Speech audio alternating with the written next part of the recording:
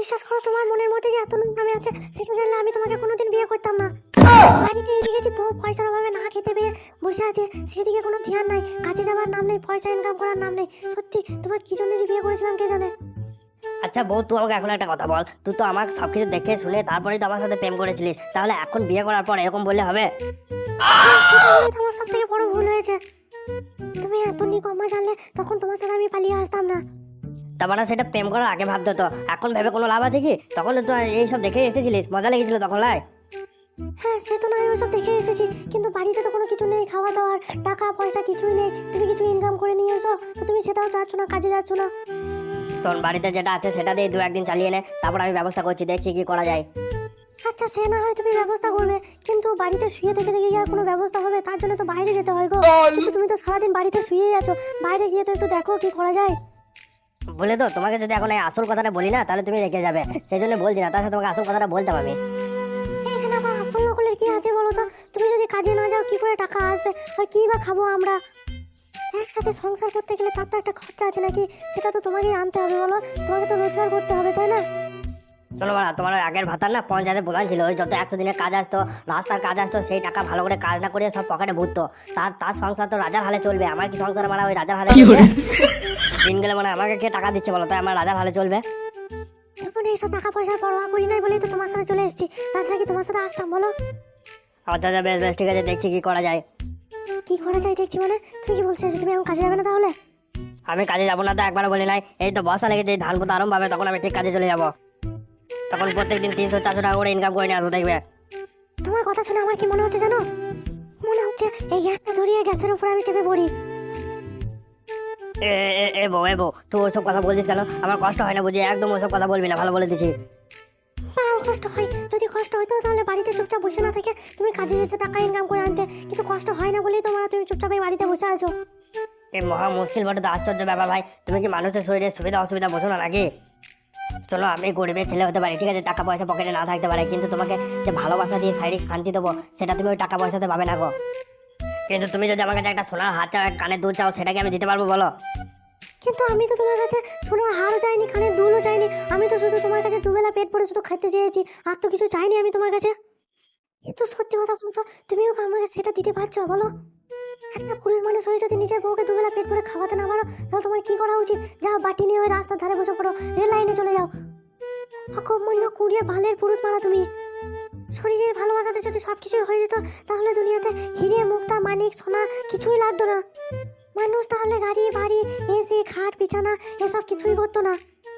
আরে তুই আমাকে এগুলো বলছিস না, আমার কাছ থেকে চাইছিস তুই? হ্যাঁ, আরে বালচোদা, তোর কাছে কেন চাইবো? তো চাইলেও কি আমাকে দিতে পারবি? তাই তোর কাছে আমি চাইবো?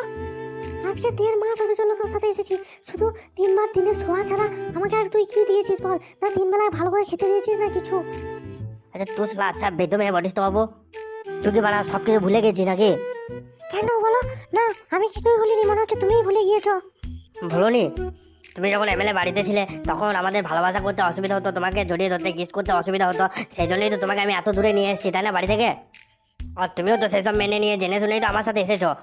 এবার তুমিও রাজি ছিলে, আমিও রাজি ছিলাম, এবার দুজনে রাজি ছিল বলে দুজন মিলে আমরা এত দূরে এসেছি। কিন্তু কি করবে, দুজনে রাজি থাকার মাঝখানে এই অভাব নামক জিনিসটা ঢুকে গিয়েছে। আর এই অভাব নামক জিনিসটাকে মন থেকে তোমাকেও মানতে হবে আর আমাকেও মানতে হবে, কারণ তুমি আমার অভাব দেখেই আমার সঙ্গে এসেছো।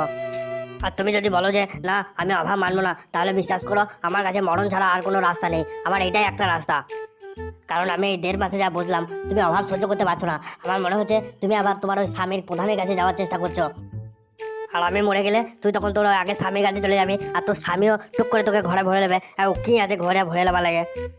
আর ঘরের ভেতর নিয়ে গিয়ে তোর স্বামী যখন তোকে বুকের ভেতর টেনে নেবে, তখন তুই সব কিছু বলে দিবি, হ্যাঁ আমার নামে মিথ্যা করে বলে দিবি যে না আমার কোনো দোষ নেই, কাঞ্চাই আমাকে ভালোবেসে জোর করে আমাকে বাড়ি থেকে বুঝিয়ে নিয়ে গেছে, তুই নির্দোষ, তোকে ভুলভাল বুঝিয়ে নিয়ে গেছে।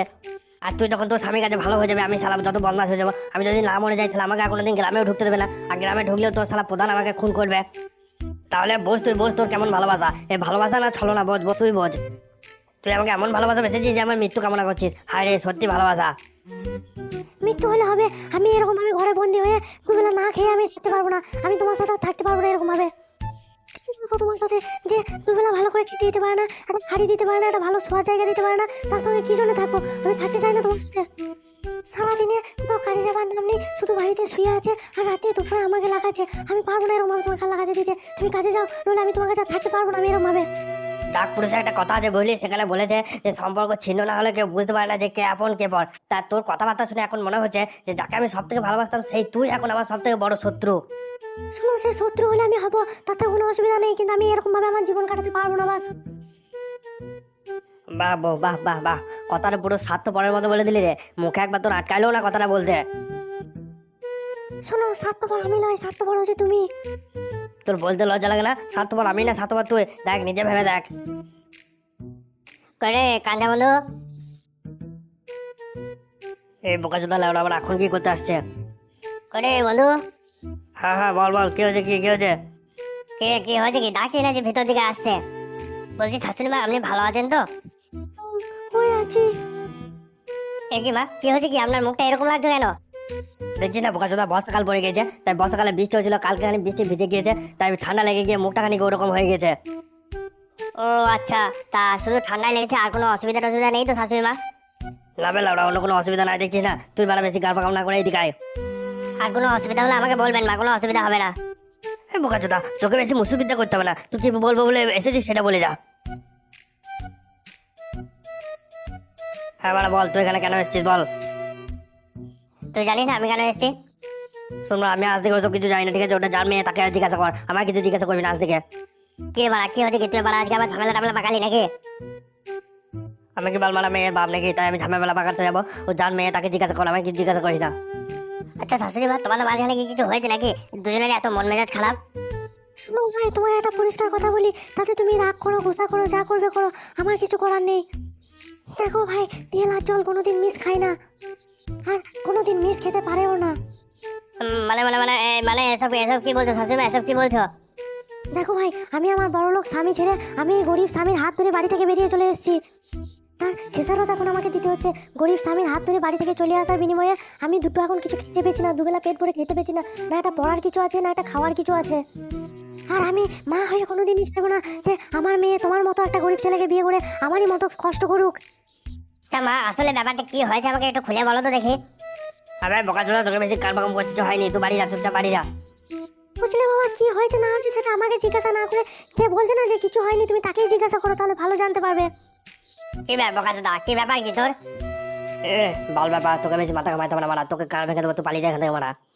হবে বোকাচোদা, তুই শালা ভালোবাসা বিয়ে করে এখন তো গান মারাচ্ছিস। শালা ভালোবাসা করে আমার সাথে বিয়ে করলি, যে শালা এখন খেতে দিতে পারছিস না। হ্যাঁ, তো খাইতে দিতে হবে না গো? না খাইলে কোথা থেকে খাবার দিবে? শালা তোর জন্য এখন আমি ফেসে দিয়েছি না, আমার ভালোবাসাটা ফেসে দিয়েছে না। হবে সরে বাচ্চা বোকাচোদা, আমার জন্য তুই যেন ফাঁসবি। তা আমার শাশুড়ি মা কি বলছে? তুই শালা বিয়ে করলে তোকে খেতে দিতে পারছিস না, এ করছিস না। বোকাচোদা, তুই খেতে দিতে পারছিস না বলেই তো আমার শাশুড়ি ভাবছে যে শালা ওই ছেলেটার সাথে আমার বিয়ে দেবো, ও তো শালা আমার এর মতো গরিব, ওই বন্ধু, তাহলে আমার মেয়েরও তো ওই অবস্থা হবে। তা সেই জন্যই আমার সাথে বিয়ে দিতে পারছে না। শালা ভালোবেসে বিয়ে করার দরকার কি ছিল?